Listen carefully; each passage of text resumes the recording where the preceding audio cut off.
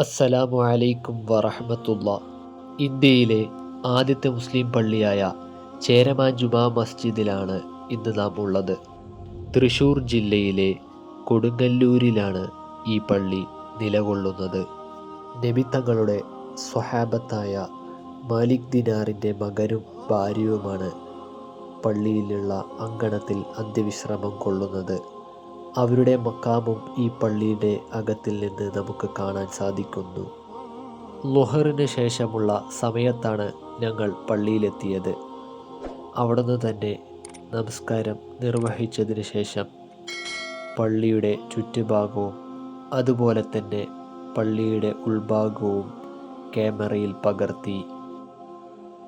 പള്ളിയുമായി ബന്ധപ്പെട്ട് അവിടുത്തെ ആളുകളോട് അന്വേഷിച്ചപ്പോൾ പള്ളിയുടെ ഉൾഭാഗമെല്ലാം ഏകദേശം 1000 വർഷങ്ങൾക്ക് മുന്നേ നിർമ്മിച്ചതാണെന്ന് പറയപ്പെടുന്നു. കൂടാതെ മിമ്പറെല്ലാം അന്നത്തെ കാലത്ത് ഉപയോഗിച്ചതാണെന്നും അവർ പറഞ്ഞിരുന്നു. ഏതായിരുന്നാലും ശരി, പഴയ കാലത്തെ ഓർമ്മപ്പെടുത്തലുകളിലൂടെയാണ് ഒരു പൈതൃകമായ കാഴ്ചകളാണ് ഈ പള്ളിയും അതിന് ചുറ്റുമുള്ളത്. പള്ളിയുടെ ഉൾവശമെല്ലാം ചിത്രീകരിച്ചതിനു ശേഷം പള്ളിയുടെ മുൻവശത്തേക്ക് നീങ്ങി.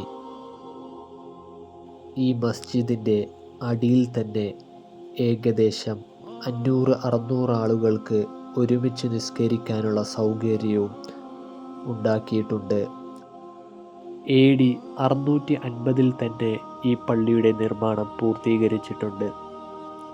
അന്ന് അറേബ്യയിൽ നിന്ന് വന്ന സ്വഹാബത്തായ മാലിക് ദിനാറും കൂട്ടരുമാണ് ഈ പള്ളി ഇവിടെ നിർമ്മിച്ചത്. അന്നത്തെ രാജാവായ ചേരമാൻ പെരുമാളിൻ്റെ നിർദ്ദേശപ്രകാരമായിരുന്നു.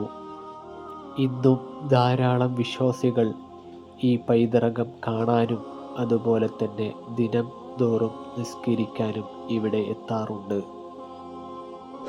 ഇവിടെ വന്ന് നൂറ്റാണ്ടുകൾക്ക് മുമ്പുള്ള ഈ പൈതൃകം കാണാനും അതുപോലെ തന്നെ സിയാറത്ത് ചെയ്യാനും അല്ലാഹു ഇത് കാണുന്നവർക്കും ഭാഗ്യം നൽകുമാറാകട്ടെ.